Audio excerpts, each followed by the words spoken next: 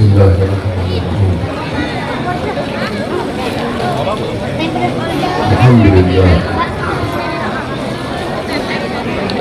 Alhamdulillahirabbil alamin. Wa bihi nasta'in ala umuri dunya wad din. Wassalatu wassalamu ala sayyidina wa sallam khatamin nabiyyin. وأهل البيت الطاهرين وأصحاب المهتدين وتبعهم بإحسان إلى يوم الدين وعلينا معهم وفيهم برحمتك يا أرحم الراحمين. اللهم صل وسلم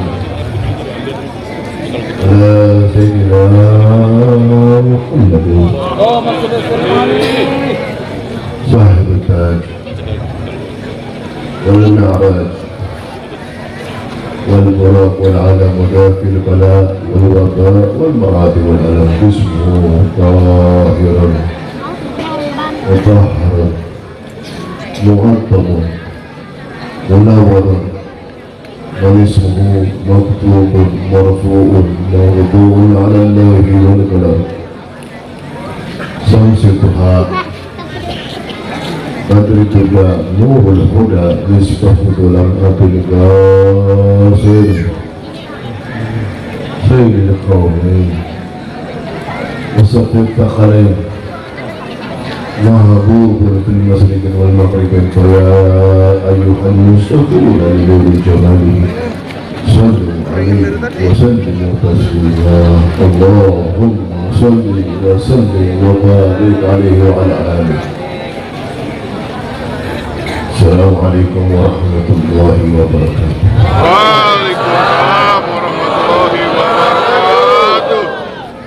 Yang saya muliakan para kiai, para sesepuh, para asatidz, hadirin hadirat, dan segenap tokoh masyarakat yang saya tidak sebutkan satu persatu, tapi tidak mengurangi rasa cinta saya.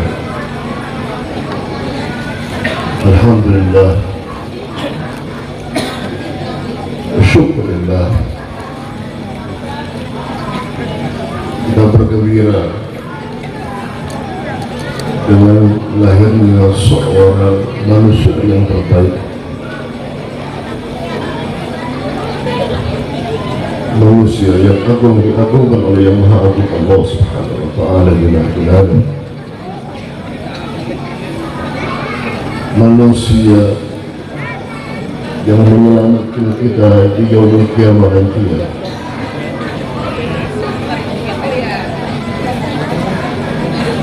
Satu sosok seorang manusia yang selalu memikirkan umat Nabi Muhammad SAW.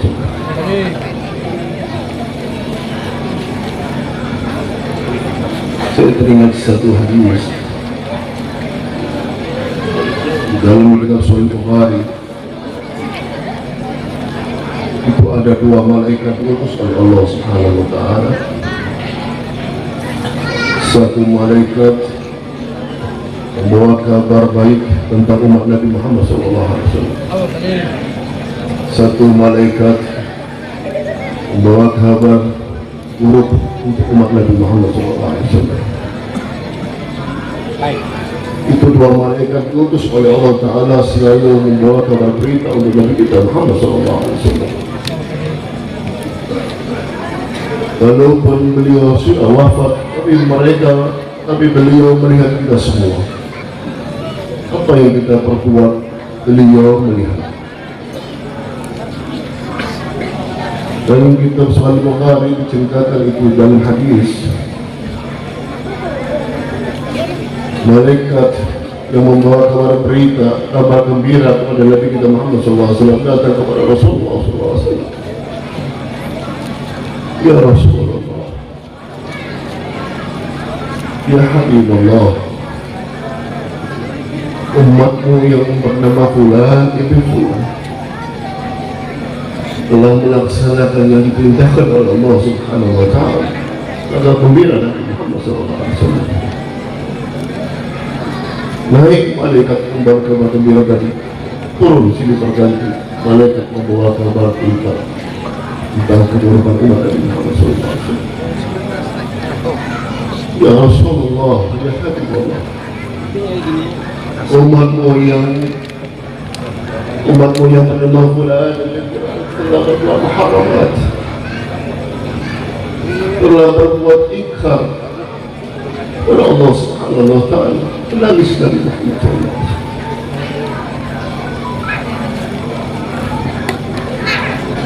Menangis dari Muhammad SAW.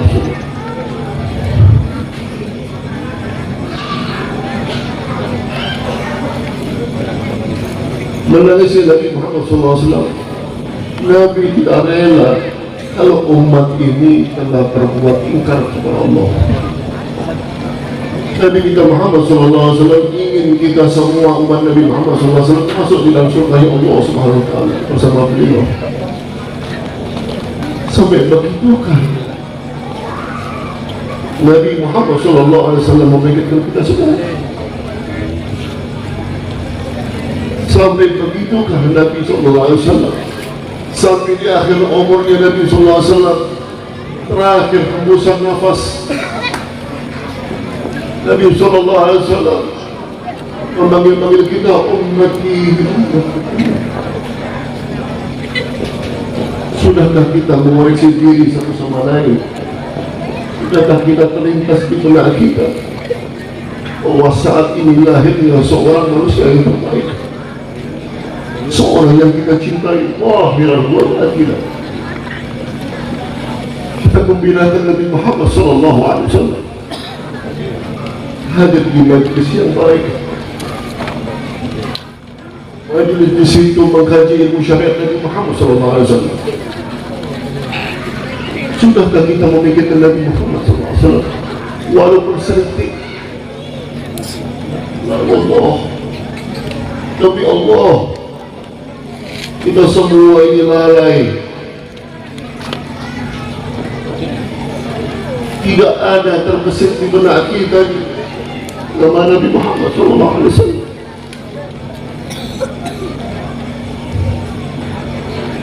Sampai di dalam katakan dalam hadis yang lain, dalam riwayat adalah Sayyidina Aisyah radhiyallahu anha sedang menyulam di satu ruangan.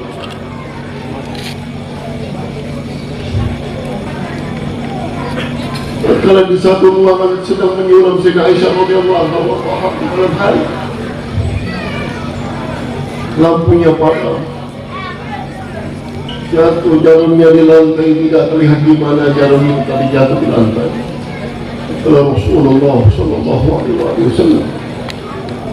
masuk di dalam ruangan tersebut, yang tadinya gelap gulita, dengan masuknya Sayyidina wujud Nabi Muhammad SAW di ruangan tersebut menjadi terang benderang, melebihi daripada lampu sekitar kita ini ada, dengan pancaran nur wajah Nabi Muhammad SAW. Dengan jelas Sayyidina Aisyah radhiyallahu anha dalam riwayat ini melihat dari jarum yang tadi jatuh di lantai, terlihat dengan jelas itu kembali ke dalam. Lalu dipuji Nabi Muhammad SAW. Ya Rasulullah, ya Habibullah, alangkah indahnya cahayamu ya Rasulullah. Alangkah indahnya cahayamu ya Rasulullah. Alangkah mulianya cahayamu ya Rasulullah. Kalau Rasulullah SAW dipuji oleh istrinya Sayyidah Aisyah radhiyallahu anha, menjawab Sayyidina wujud Nabi Muhammad SAW berkata kepada istrinya, wahai Aisyah, lah kalau orang yang tidak bisa melihat aku nanti dia berkiamat. Nabi SAW mengatakan, wahai Aisyah, wahai istriku, kalau orang yang tidak bisa melihat aku nanti dia berkiamat. Mendengar jawaban itu dari Nabi kita Muhammad SAW, segitu tubuhnya Sayyidina Aisyah bergetar sambil menangis,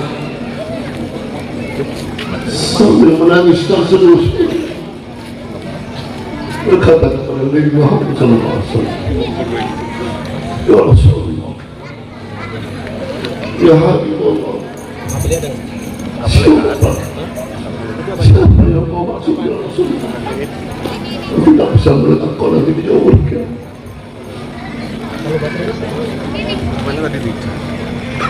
Nabi Muhammad SAW menjawab, orang yang tidak bisa meletak nanti di jauh kiamah itu orang-orang yang berakhir. Sehingga Aisyah tanya kembali kepada Nabi Muhammad, siapa yang kau maksud itu orang-orang yang berakhir ya Rasulullah? Keluar hadis Rasulullah SAW bersabda, Rasulullah SAW,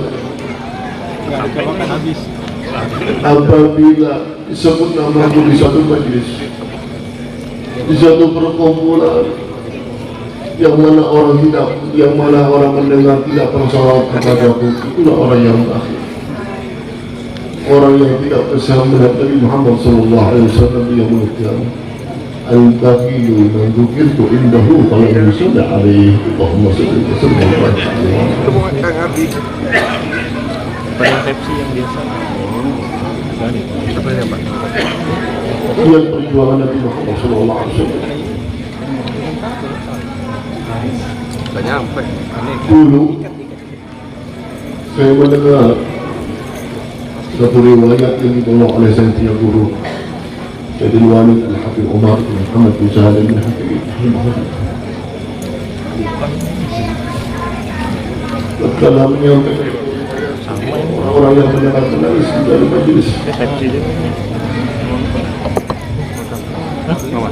Bagaimana diceritakan oleh beliau Sayyidul Walid Al-Habib Umar bin Habib membawa satu riwayat ketika Sayyidina Umar bin Khattab radhiyallahu anhu datang kepada Sayyid wujud Nabi Muhammad SAW. Waktu diketuk kamarnya, rumahnya diketuk, kata diketuk, persilakan masuk oleh Nabi Muhammad SAW. Begitu masuk, apa yang dilihat oleh Sayyidina Umar bin Khattab radhiyallahu anhu di dalam ruangan Nabi Muhammad SAW. Begitu Sayyidina Umar masuk, Rasulullah SAW bangun dari baringnya. Itu tikar yang robek yang usang menempel tubuh Nabi Muhammad SAW. Sayyidina Umar menangis tersenyum. Tidak ada barang yang berharga di dalam ruangan tersebut, tidak ada barang yang berharga. Yang ada cuma tikar yang usang yang merobek, yang mana buat alas punggung Nabi Muhammad SAW. Tatkala Rasulullah bangkit dari baringannya mau menyebut Sayyidina Umar bin Khattab radhiyallahu anhu. Itu waktu bangun bangkitnya, jangan bangkit ya Rasulullah. Biar aku datang kepadamu ya Rasulullah. Tidak ya Umar, kamu membawa rahmat daripada Allah. Selayaknya aku menyambutmu wahai Umar. Terbangkit dari punggungnya, baringannya Rasulullah SAW. Itu tikar yang usang menempel di punggung Nabi Muhammad SAW sampai membekas. Saya keluar menangis, ya Rasulullah, ya Habibullah. Kenapa engkau sampai seperti ini ya Rasulullah? Sedangkan engkau manusia yang terbaik, yang membuka pintu gerbang surga Allah Subhanahu wa Ta'ala. Semua alam semesta diciptakan oleh Allah Ta'ala. Waduh ya Rasulullah, kenapa engkau tidak selayaknya seperti raja-raja dengan istana ya Mekah, dengan tempat tidur yang empuk ya Rasulullah? Kenapa ya Rasulullah menangis terseduh-seduh di belakang punggung Nabi Muhammad sambil memeluk sebagaimana seorang anak kepada ayahnya, menangis terseduh-seduh? Nabi SAW berkata kepada Sayyidina Umar, ya Umar, aku diutus oleh Allah Subhanahu wa Ta'ala bukan untuk membangun. Aku diutus oleh Allah Ta'ala bukan untuk membanggakan kekayaan wahai Umar. Aku diutus oleh Allah Subhanahu wa Ta'ala untuk menjadi juru selamat buat segala manusia. Dan akhlak Nabi Muhammad lihat adab Nabi Muhammad. Tidak terfikirkan di dalam dirinya mewah, senangan. Beliau hanya selalu memikirkan setiap hari tentang umat Nabi Muhammad SAW. Sampai dipuji di dalam qasidahnya Habibana Ali bin Muhammad Habib Syekh Maulid. Bagaimana tentang Nabi Muhammad SAW? Mereka orang-orang asyarafun salihin, mereka orang-orang awliya salihin mengintai Nabi Muhammad SAW khasyah bi qalbihim.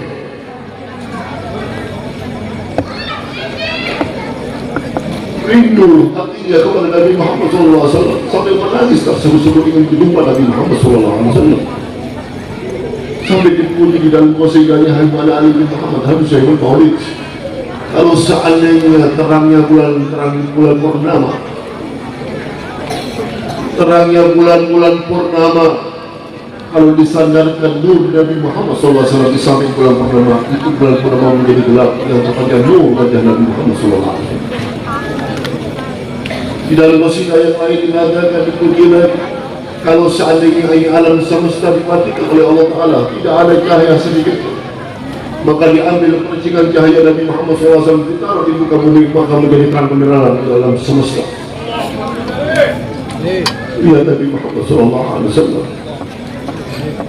Kalau Sultan Aulia Syekh Abdul Qadir Al-Jalani,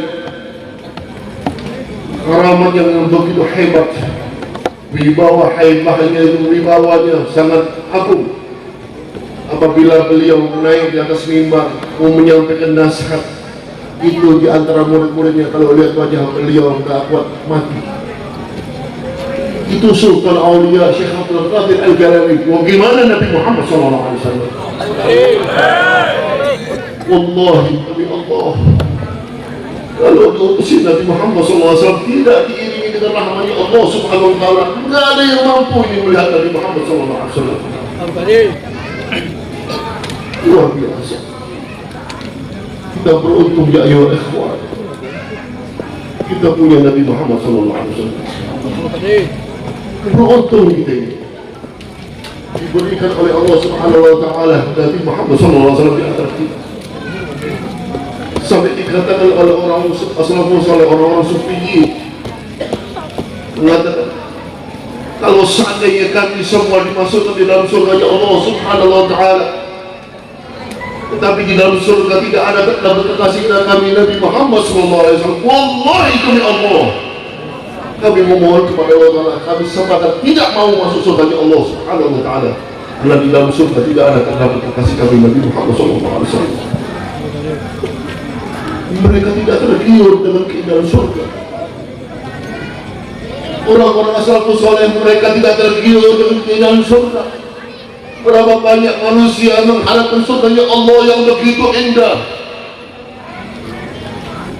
nikmat yang besar diberikan oleh Allah Ta'ala dalam surga. Tidak ada artinya semua itu bagi mereka. Mereka hanya rindu dengan kekasihnya Nabi Muhammad SAW.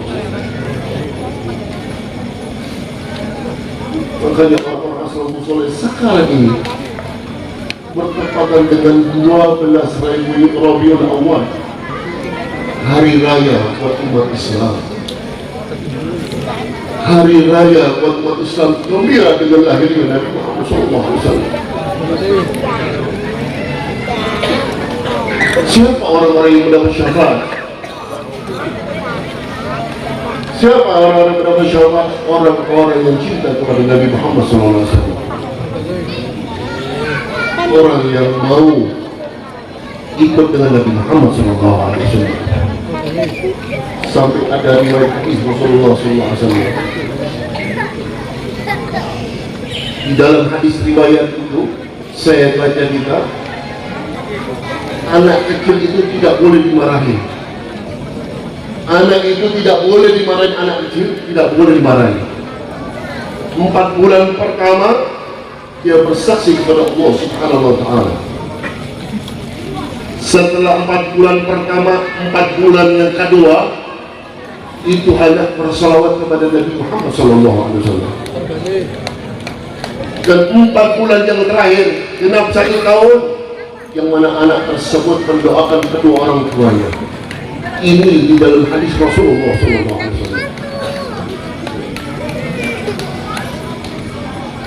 Ya ayuhal akhwat, kalau kita ceritakan tentang maulid ini, setiap tahun maulid yang disampaikan sama kiai, sama habaib, seolah-olah tidak ada henti-hentinya, tidak ada habis-habisnya tentang kemuliaan Nabi Muhammad SAW. Sampai satu riwayat yang mana ini dikuatkan oleh ulama-ulama ahli tarikh, sepakat mereka ulama-ulama ahli tarikh bahwasanya Abu Lahab itu walaupun kafir, tapi Abu Lahab semasa hidupnya pernah bergembira dengan lahirnya Sayyidina Nabi Muhammad SAW.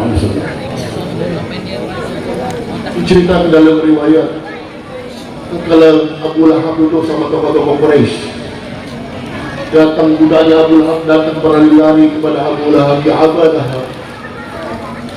telah lahir seorang anak laki-laki yang telah diberi nama Muhammad bin Abdullah bin Abdul Muttalib, anak daripada saudaramu, lahir dalam keadaan selamat. Ini kabar gembira ini diterima oleh Abu Lahab dengan gembira. Wahai tokoh-tokoh Quraisy, saksikanlah budakku ini telah membawa kabar gembira untukku. Karena dia membawa kabar gembira untukku, hari ini juga aku bebaskan ini budak. Aku bebaskan ini budak, sebagaimana tanda gembiraku lahir keponakanku, anak dari para saudara. Itu ulama-ulama yang tarikh mengatakan Abu Lahab pernah bergembira dengan lahirnya Rasulullah SAW. Setiap hari lahirnya Rasulullah SAW, Allah Subhanahu wa Ta'ala memberikan keringanan adabnya Abu Lahab setiap hari lahirnya Rasulullah SAW. Ini orang yang kafir, tidak beriman kepada Allah dan Rasulnya, tapi semasa hidupnya pernah bergembira dengan lahirnya Rasulullah SAW. Sebagaimana Allah Ta'ala tanda bukti Allah Ta'ala cinta kepada Sayyidina Nabi Muhammad SAW, diringankan siksanya oleh Allah Ta'ala setiap hari lahirnya Rasulullah SAW. Bagaimana dengan umat Nabi Muhammad bergembira zahiran wa batinan, ta'ziman wa ihtiraman wa mahabbah qawiyah kepada Sayyidina Nabi Muhammad SAW. InsyaAllah kita akan mendapat syafaat Allah dari Rasulullah Nabi Muhammad SAW. Bagaimana akhlaknya Rasulullah, luar biasa. Diceritakan oleh Habib Ali bin Muhammad al-Syekh al-Qawmi di dalam Manaqib, bagaimana para sahabat setelah wafat Nabi Muhammad SAW, setelah wafatnya Nabi kita Muhammad SAW, itu Sayyidina Bilal tidak bisa beradab. Apabila itu mengumandangkan adab menyebut Nabi Muhammad, tak kuat, pingsan, tak kuat. Ceritakan oleh Habib Ali bin Muhammad Habib Syekh al-Qawmi radhiyallahu anhu, ketika Sayyidina Umar bin Khattab radhiyallahu anhu mau pergi ke negeri Syam, Sayyidina Bilal mendengar Sayyidina Umar mau ke negeri Syam. Sayyidina Bilal minta izin, wahai saudara Umar bin Khattab, bolehkah aku ikut bersamamu ke negeri Syam? Boleh, ikut ke negeri Syam. Karena Sayyidina Bilal teringat Rasulullah SAW, Nabi Muhammad SAW dalam riwayat mendoakan dua negeri. Apa doanya Nabi Muhammad SAW? Allahumma barik lana fi Syamina wa Yamanina. Ya Allah, berikan keberkahan negeri Syam dan negeri Yaman. Ingin mendapat doanya Nabi Muhammad SAW. Berangkat ke negeri Syam. Sampai di negeri Syam, Sayyidina Bilal tertidur di malam hari. Sayyidina Bilal tertidur di malam hari, bermimpi berjumpa Nabi Muhammad SAW. Dalam mimpi Nabi Muhammad SAW datang kepada Sayyidina Bilal dengan wajah bersedih. Kata Nabi Muhammad SAW, ya Bilal, apa kau tega jauh daripada api ya Bilal? Langsung tersentak dari tidurnya ini, langsung tersentak pulang ke negeri Madinah. Sampai di negeri Madinah, Di waktu itu masuknya sholat zuhur, mau masuk punya kohor, berjumpa dengan dua orang yang mulia. Siapa itu dua orang yang mulia? Sayyidina Hasan dan Husain radhiyallahu anhum, sibtu Nabi Muhammad sallallahu alaihi wasallam. Sebagaimana Nabi sallallahu alaihi wasallam semasa hidupnya selalu mencium keningnya Sayyidina Hasan dan Husain, begitu juga Sayyidina Bilal sebagaimana tiba Nabi Muhammad sallallahu alaihi wasallam mencium keningnya Sayyidina Hasan dan Husain. Setelah mencium keningnya Sayyidina Hasan dan Husain, Sayyidina Hasan memerintahkan Sayyidina Bilal, ya Bilal, adil. Sayyidina Bilal diminta suruh adzan. Beradhanlah engkau wahai Bilal semasa kakiku masih hidup. Karena permintaan dua orang yang mulia, yang mana dua orang ini yang dicintai oleh Sayyidina Wujud Nabi Muhammad SAW, Sayyidina Bilal nggak berani menolak. Adzan. Setelah wafat Nabi Muhammad SAW, itu tidak pernah Sayyidina Bilal beradzan. Setiap mau menyebut Nabi Muhammad pisah. Dikala itu permintaan Sayyidina Hasan radhiyallahu anhu, Sayyidina Bilal kumandangkan adzan. Waktu dikumandangkan adzan, Allahu Akbar, Allahu Akbar, itu semua gempar satu kota Madinah. Semua mendengar gempar, mendengar suara Bilal. Orang ahli Madinah mengatakan, wallahi demi Allah, kami tidak merasa ditinggal-meninggal oleh Nabi Muhammad SAW. Diteruskan kalimat yang kedua, asyhadu an la ilaha illallah. Keluar itu perempuan-perempuan itu dari rumah mereka sampai mereka orang perempuan lupa dengan hijabnya. Sebagaimana serupa orang perempuan tadi berkata sebagai laki-laki, wallahi demi Allah, aku tidak merasa ditinggal meninggal oleh Nabi Muhammad SAW. Lihat ini, dikatakan oleh Habib Ali bin Muhammad Syahid Bukhari di dalam manaqib. Lihat satu suara sahabat bisa mengemparkan satu kota Madinah. Ini suara bukan sembarang suara. Ini suara yang diiringi dengan syadidul mahabbah li Rasulullah.